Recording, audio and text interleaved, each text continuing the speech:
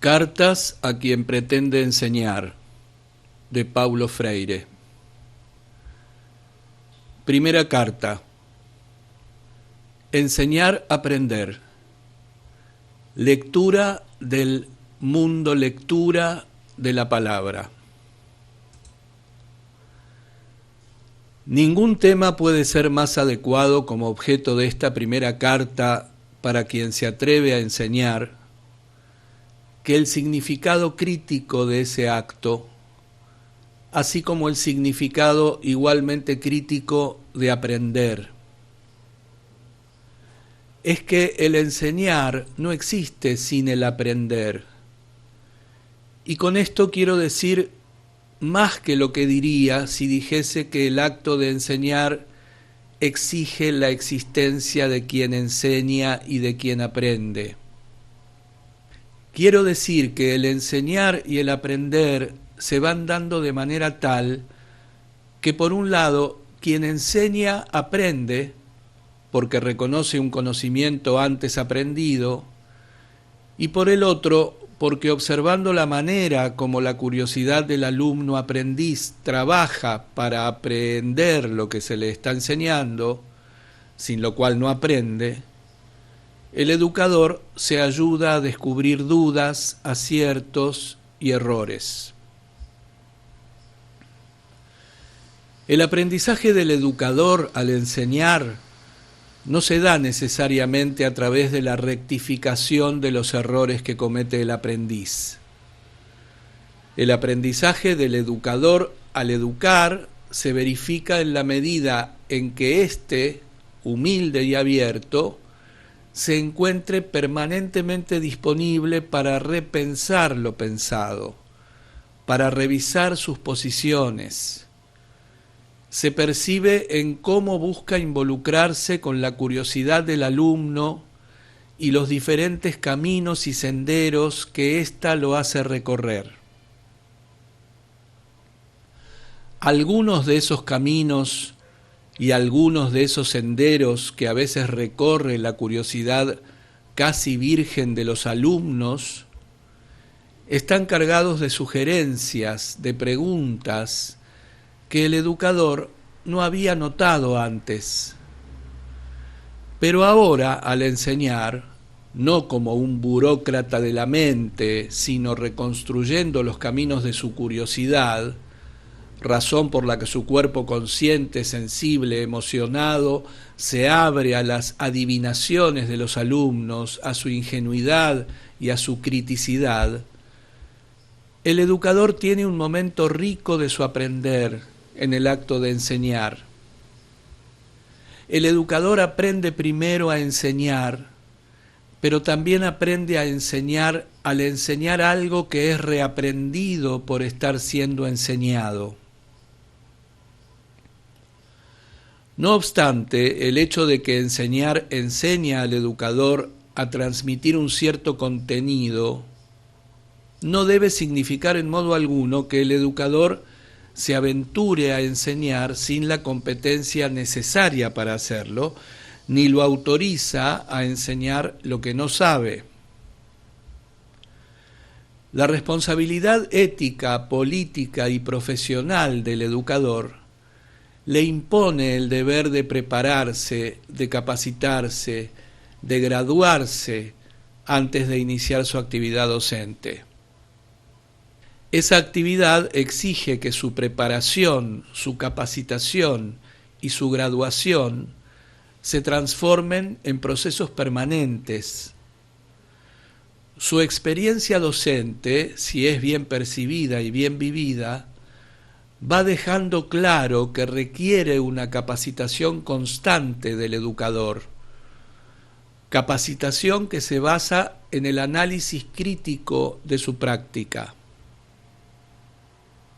Partamos de la experiencia de aprender, de conocer, por parte de quien se prepara para la tarea docente, lo que necesariamente implica estudiar. Desde ya no es mi intención escribir prescripciones que deban ser seguidas rigurosamente, lo que significaría una contradicción frontal con todo lo que he dicho hasta ahora. Por el contrario, lo que aquí me interesa, de acuerdo con el espíritu del libro en sí, es desafiar a sus lectores y lectoras sobre ciertos puntos o aspectos, insistiendo en que siempre hay algo diferente para hacer en nuestra vida educativa cotidiana, ya sea que participemos en ella como aprendices y por lo tanto educadores, o como educadores y por eso aprendices también. No me gustaría dar la impresión, sin quererlo, de estar dejando absolutamente clara la cuestión del estudiar, del leer, del observar, del reconocer las relaciones entre los objetos para conocerlos. Estoy intentando aclarar algunos puntos que merecen nuestra atención en la comprensión crítica de estos procesos. Comencemos por estudiar que al incluir el enseñar del educador, incluye también, por un lado, el aprendizaje anterior y concomitante de quien enseña y el aprendizaje del principiante que se prepara para enseñar en el mañana o que rehace su saber para enseñar mejor hoy, y por otro lado, el aprendizaje de quien, a un niño, se encuentra en los comienzos de su educación. Como preparación del sujeto para aprender, estudiar es en primer lugar un quehacer crítico, creador, recreador. No importa si yo me comprometo con él a través de la lectura de un texto que trata o discute un determinado contenido que me ha sido propuesto por la escuela, o si lo realizo partiendo de una reflexión crítica sobre cierto suceso social o natural que como necesidad de la propia reflexión me conduce a la lectura de textos que mi curiosidad y mi experiencia intelectual me sugieren o que me son sugeridos por otros. Siendo así, en el nivel de una posición crítica que no opone el saber del sentido común a otro saber más sistemático o de mayor exactitud, sino que busca una síntesis de los contrarios, el acto de estudiar siempre implica el de leer, aunque no se agote en este, de leer el mundo, de leer la palabra, y así leer la lectura del mundo hecha anteriormente. Pero leer no es mero entretenimiento, ni tampoco es un ejercicio de memorización mecánica de ciertos fragmentos del texto. Si en realidad estoy estudiando, si estoy leyendo seriamente, no puedo pasar una página si no he conseguido alcanzar su significado con relativa claridad. Mi salida no es memorizar trozos del texto leyéndolos mecánicamente 2, 3 o 4 veces y luego cerrar los ojos y tratar de repetirlos como si su fijación puramente maquinal me brindase el conocimiento que necesito. Leer es una opción inteligente, difícil, exigente, pero gratificante.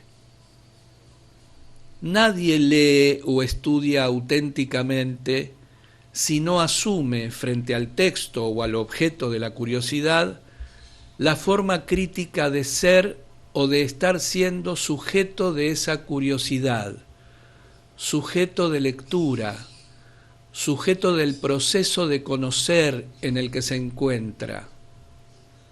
Leer es procurar o buscar crear la comprensión de lo leído. De ahí la importancia de la enseñanza correcta de la lectura y de la escritura, entre otros puntos fundamentales. Es que enseñar a leer es comprometerse con una experiencia creativa alrededor de la comprensión y de la comunicación. Y la experiencia de la comprensión será tanto más profunda cuanto más capaces seamos de asociar en ella, jamás dicotomizar, los conceptos que emergen en la experiencia escolar procedentes del mundo de lo cotidiano. Un ejercicio crítico siempre exigido por la lectura y necesariamente por la escritura es el de cómo franquear fácilmente el pasaje de la experiencia sensorial, característica de lo cotidiano, a la generalización que se opera en el lenguaje escolar, y de éste a lo concreto tangible.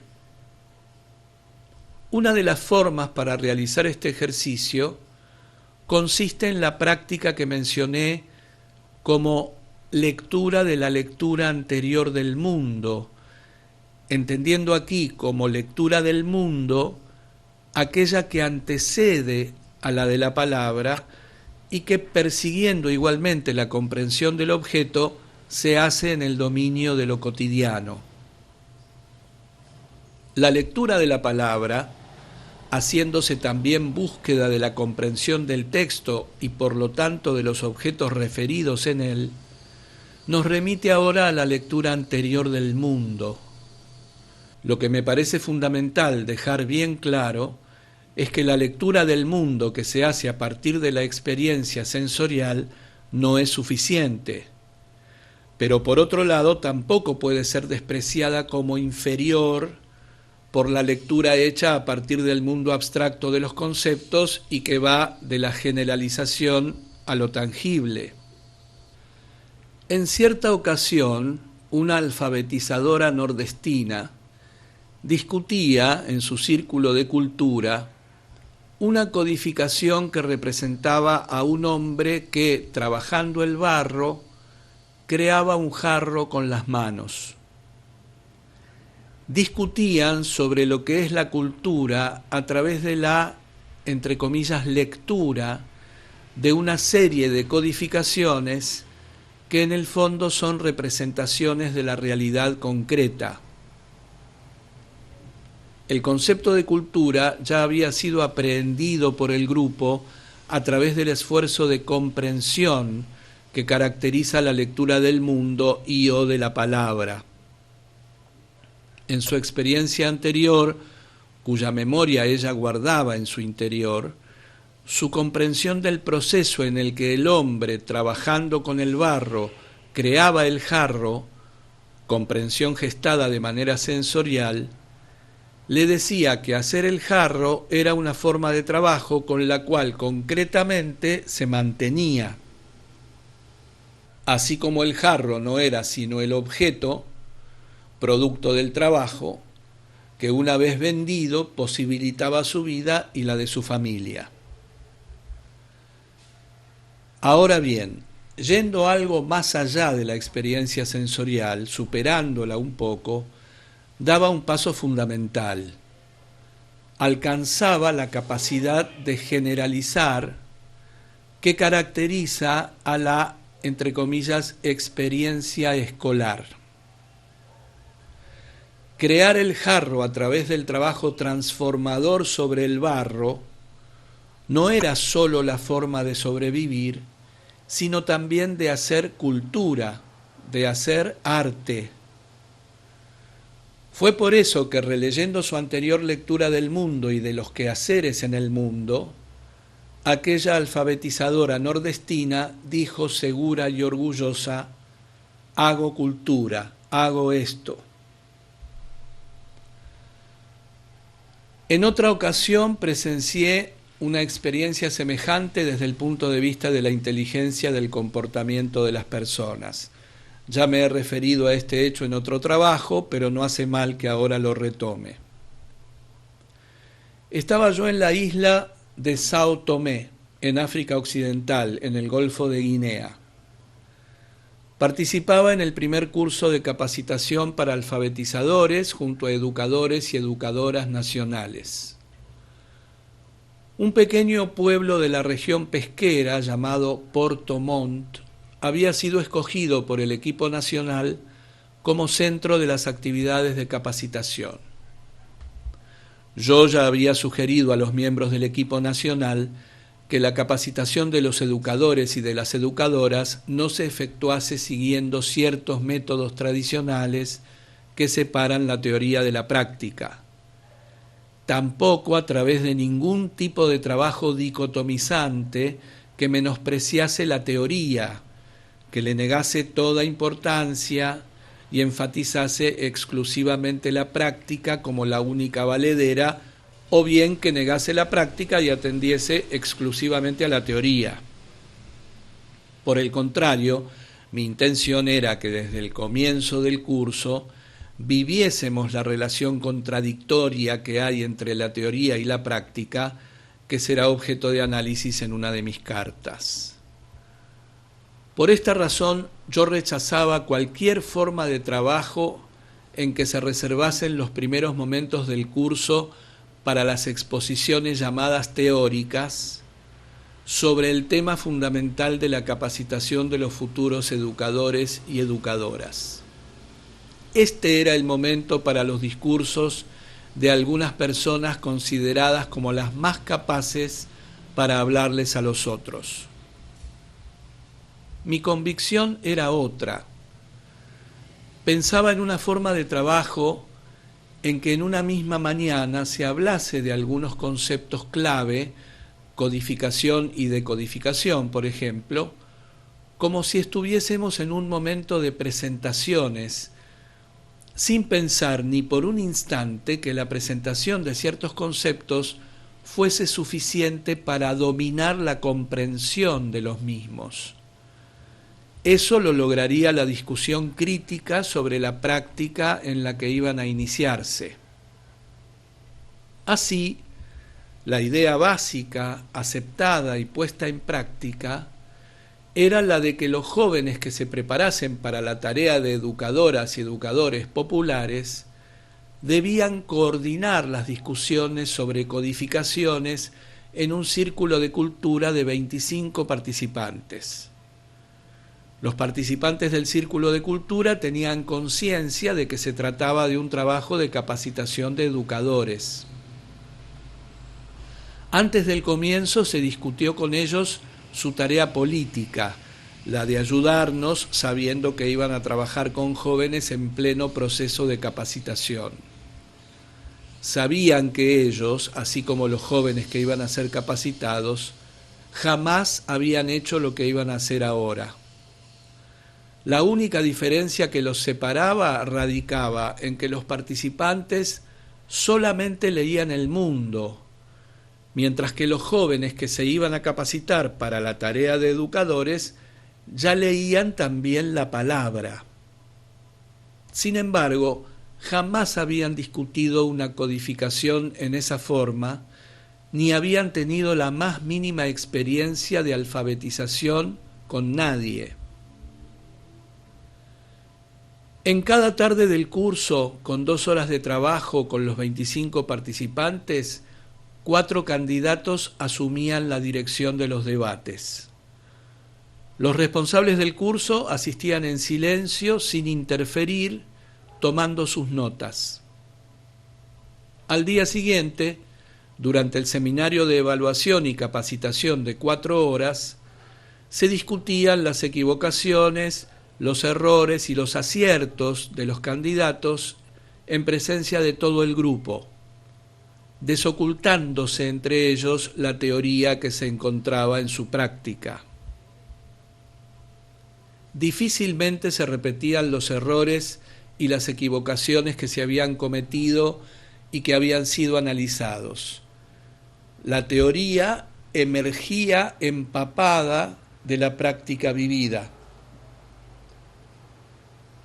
Fue precisamente en una de esas tardes de capacitación, durante la discusión de una codificación que retrataba a Porto Montt, con sus casitas alineadas a la orilla de la playa frente al mar y con un pescador que dejaba su barco con un pescado en la mano, cuando 2 de los participantes se levantaron como si se hubiesen puesto de acuerdo y caminaron hasta una ventana de la escuela en la que estábamos, y mirando a Porto Montt allá a lo lejos, dijeron volviéndose nuevamente hacia la codificación que representaba al pueblo, sí, Porto Montt es exactamente así y nosotros no lo sabíamos.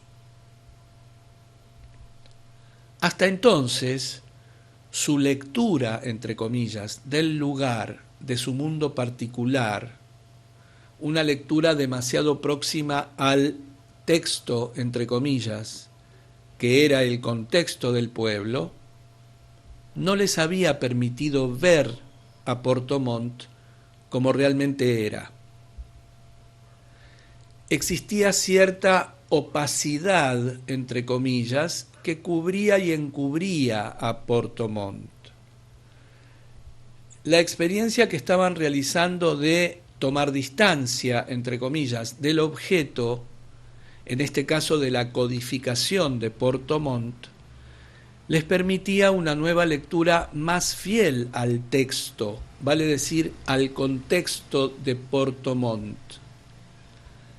La toma de distancia que la lectura de la codificación les permitió, los aproximó más a Porto Montt como texto que está siendo leído.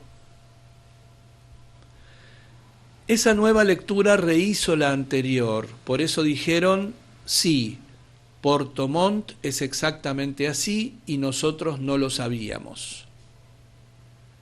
Inmersos en la realidad de su pequeño mundo, no eran capaces de ver. Tomando distancia de aquella, emergieron y así vieron como jamás habían visto hasta entonces. Estudiar es desocultar, es alcanzar la comprensión más exacta del objeto, es percibir sus relaciones con los otros objetos. Implica que el estudioso, sujeto del estudio, se arriesgue, se aventure, sin lo cual no crea ni recrea. También por eso es que enseñar no puede ser un simple proceso, como he dicho tantas veces, de transferencia de conocimientos del educador al aprendiz. Transferencia mecánica de la que resulta la memorización mecánica que ya he criticado. Al estudio crítico corresponde una enseñanza también crítica que necesariamente requiere una forma crítica de comprender y de realizar la lectura de la palabra y la lectura del mundo, la lectura del texto y la lectura del contexto. Esta forma crítica de comprender y de realizar la lectura de la palabra y la lectura del mundo está, por un lado, en la no negación del lenguaje simple, desarmado, entre comillas, ingenuo, en su no desvalorización por estar conformado por conceptos creados en lo cotidiano, en el mundo de la experiencia sensorial. Y por el otro lado, en el rechazo de lo que se llama lenguaje difícil, entre comillas, imposible porque se desarrolla alrededor de conceptos abstractos. Por el contrario, la forma crítica de comprender y de realizar la lectura del texto y la del contexto no excluye ninguna de las dos formas de lenguaje o de sintaxis. Reconoce incluso que el escritor que utiliza el lenguaje científico, académico, al tiempo que debe tratar de ser más accesible, menos cerrado, más claro, menos difícil, más simple, no puede ser simplista. Nadie que lea, que estudie, debe abandonar la lectura de un texto por considerarlo difícil, por el hecho de no haber entendido, por ejemplo, lo que significa la palabra epistemología. Así como un albañil no puede prescindir de un conjunto de instrumentos de trabajo, sin los cuales no levantará las paredes de la casa que está construyendo, Del mismo modo, el lector estudioso precisa de ciertos instrumentos fundamentales sin los cuales no puede leer o escribir con eficiencia. Diccionarios, entre ellos el etimológico, el filosófico, el de sinónimos y antónimos, manuales de conjugación de los verbos, de los sustantivos y adjetivos, enciclopedias, lectura comparativa del texto de otro autor que trate el mismo tema y cuyo lenguaje sea menos complejo.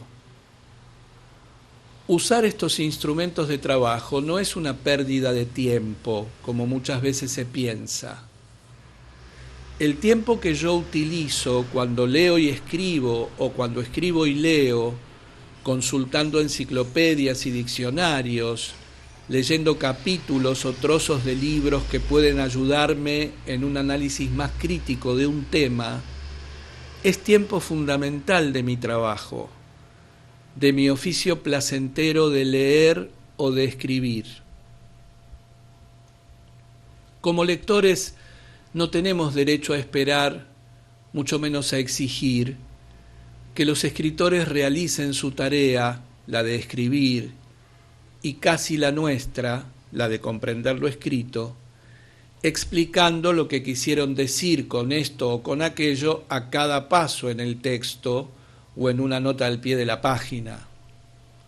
Su deber como escritores es escribir de un modo simple, escribir ligero, es facilitar, no dificultar la comprensión del lector, pero no es darle las cosas hechas y prontas. La comprensión de lo que se está leyendo o estudiando no sucede repentinamente como si fuera un milagro. La comprensión es trabajada, forjada por quien lee, por quien estudia, por quien, al ser el sujeto de ella, debe instrumentarse para hacerla mejor. Por eso mismo, leer, estudiar, es un trabajo paciente, desafiante, persistente. No es tarea para gente demasiado apresurada o poco humilde, que en vez de asumir sus deficiencias, prefiere transferirlas al autor o a la autora del libro, considerando que es imposible estudiarlo.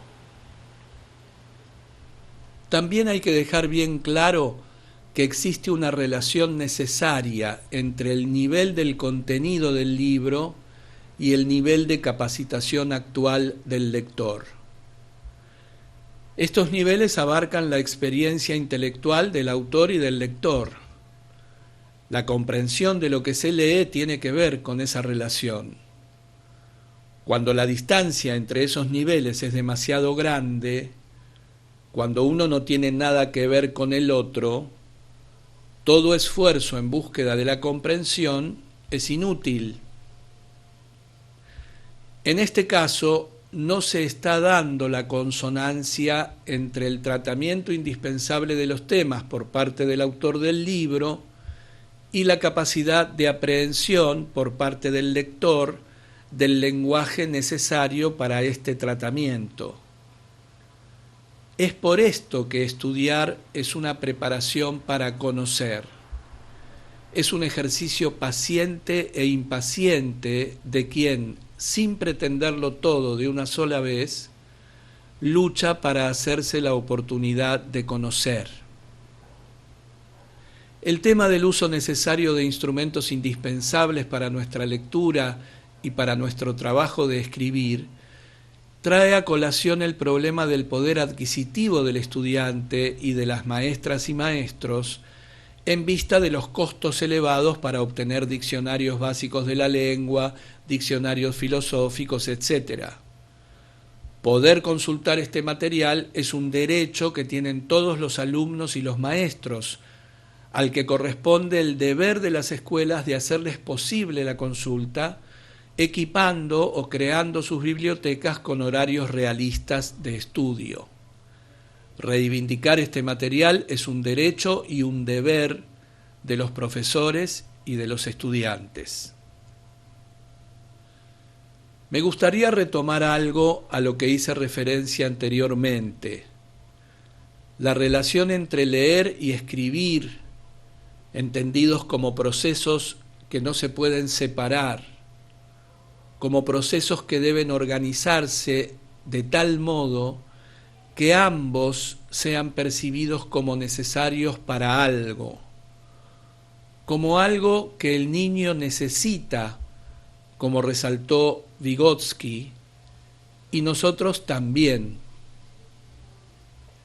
En primer lugar, la oralidad antecede a la grafía, pero la trae en sí desde el primer momento en que los seres humanos se volvieron socialmente capaces de ir expresándose a través de símbolos que decían algo de sus sueños, de sus miedos, de su experiencia social, de sus esperanzas, de sus prácticas. Cuando aprendemos a leer, lo hacemos sobre lo escrito por alguien que antes aprendió a leer y a escribir. Al aprender a leer nos preparamos para, a continuación, escribir el habla que socialmente construimos. En las culturas letradas, si no se sabe leer ni escribir, no se puede estudiar, tratar de conocer, aprender la sustantividad del objeto, reconocer críticamente la razón de ser del objeto. Uno de los errores que cometemos es el de dicotomizar el leer y el escribir. Y desde el comienzo de la experiencia en la que los niños ensayan sus primeros pasos en la práctica de la lectura y de la escritura, tomamos estos procesos como algo desconectado del proceso general del conocer. Esta dicotomía entre leer y escribir nos acompaña siempre, como estudiantes y como maestros. Tengo una enorme dificultad para hacer mi tesis, no sé escribir, es la afirmación común que se escucha en los cursos de posgrado en los que he participado. En el fondo, esto lamentablemente revela cuán lejos estamos de una comprensión crítica de lo que es estudiar y de lo que es enseñar. Es preciso que nuestro cuerpo, que se va haciendo socialmente actuante, consciente, hablante, lector y escritor, entre comillas, se adueñe de manera crítica de su forma de ir siendo lo que es parte de su naturaleza, constituyéndose histórica y socialmente. Esto quiere decir que es necesario no solo que nos demos cuenta de cómo estamos siendo, sino que nos asumamos plenamente como esos, entre comillas, seres programados para aprender, de los que nos habla François Jacob. Resulta necesario entonces que aprendamos a aprender, vale decir, que entre otras cosas le demos al lenguaje oral y escrito, a su uso, la importancia que le viene siendo reconocida científicamente. A los que estudiamos, a los que enseñamos, y por eso también estudiamos, ese lenguaje se nos impone junto con la necesaria lectura de textos, la redacción de notas, de fichas de lectura, la redacción de pequeños escritos sobre las lecturas que realizamos.